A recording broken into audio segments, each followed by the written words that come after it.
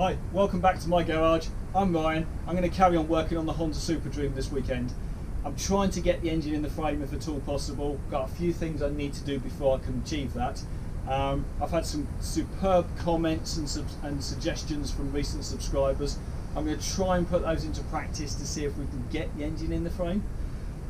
So with that said, if you can subscribe to this channel, it would really help me out.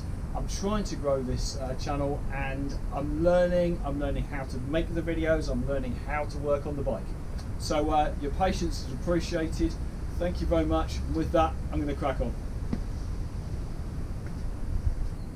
So I've worked out that this bracket clearly needs to go here. It needs a good clean up, so I've just placed it there for a test. So that's good. So I'll take that off and clean it up as soon as I can. These I need to do as well. So I've got two of those. I've also just for mocking up purposes put the instruments in place for the moment. They're looking good. There's mileage 64.5 in theory, if it's right. So that seems to be okay. I've mocked on the headlight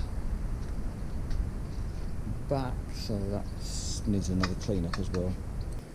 So I'm getting closer to being able to do a test mount of the engine in the frame, and I've just seen that there's another set of brackets that are clearly necessary going on the top of the engine, and these need a damn load of clean up.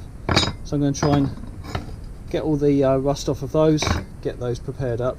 I've also seen there's another bracket which goes at the back of the fuel tank, and that needs a good clean up as well. So I think I'll get on with that to begin with. And then I'm going to check I've got enough of the old bolts to do a test mounting of the engine. If I have, I'm going to see if I can go ahead with that. That's probably not going to happen this weekend, but I'll aim towards it. And I'll be ordering replacement bolts because the ones I've got certainly are not ideal, but they're okay for now. So I'm going to try and clean these up. I was given advice to use something like this, the twisted wire brush in an angle grinder. I don't have the fittings for that. These are clearly designed for use with a drill. So I'm going to make use of this for now and see if we can get that ready.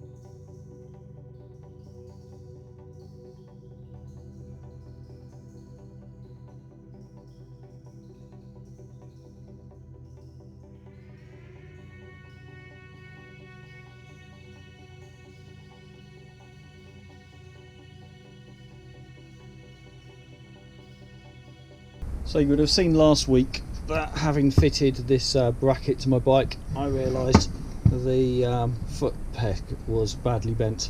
So now my challenge shouldn't be a challenge, because that peg is just held in, that footrest I should say, is just held in by this one peg here that should just slide out, but it's bloody solid. So I'm going to start attacking it now with large quantities of unreasonable force, see if we can knock that back through.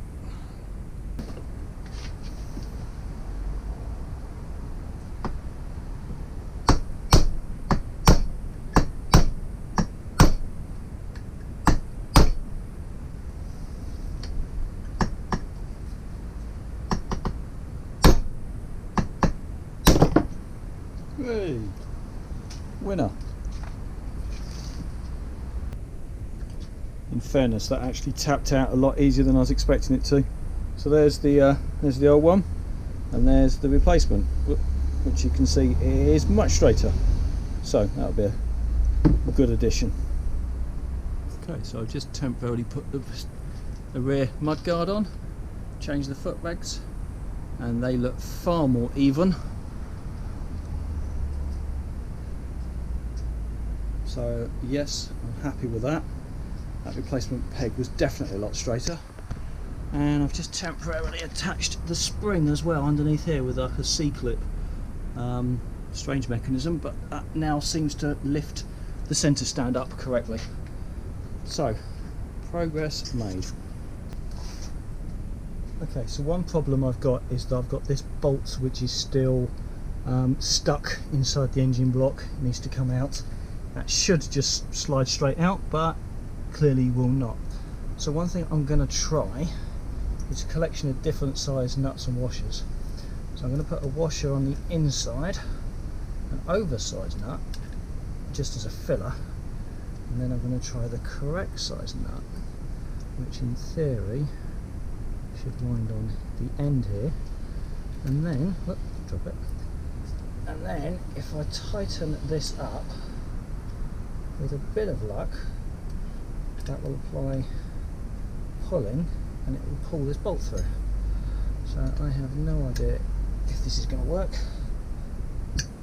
It's certainly not going to be easy. Let's see what happens if I... That feels very, very tight. Right, so maybe I just need to apply some heat now and possibly some tapping action from the other side. But in theory, that is pulling on that bolt tightly.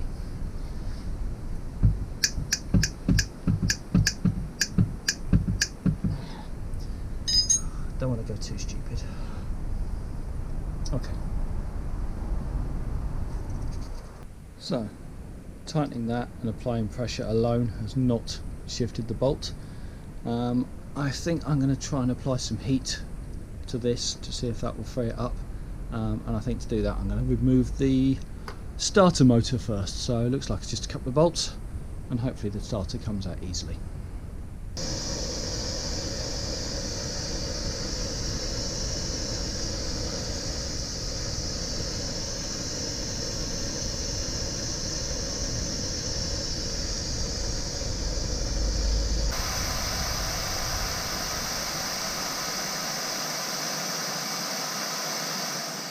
Okay, so I've got that bolt free now.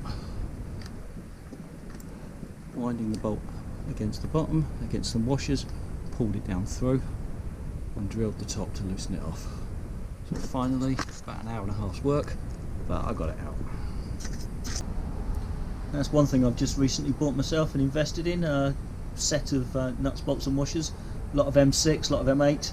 Hopefully that will help, because I think there's a lot of bolts on the bike that are going to need replacing.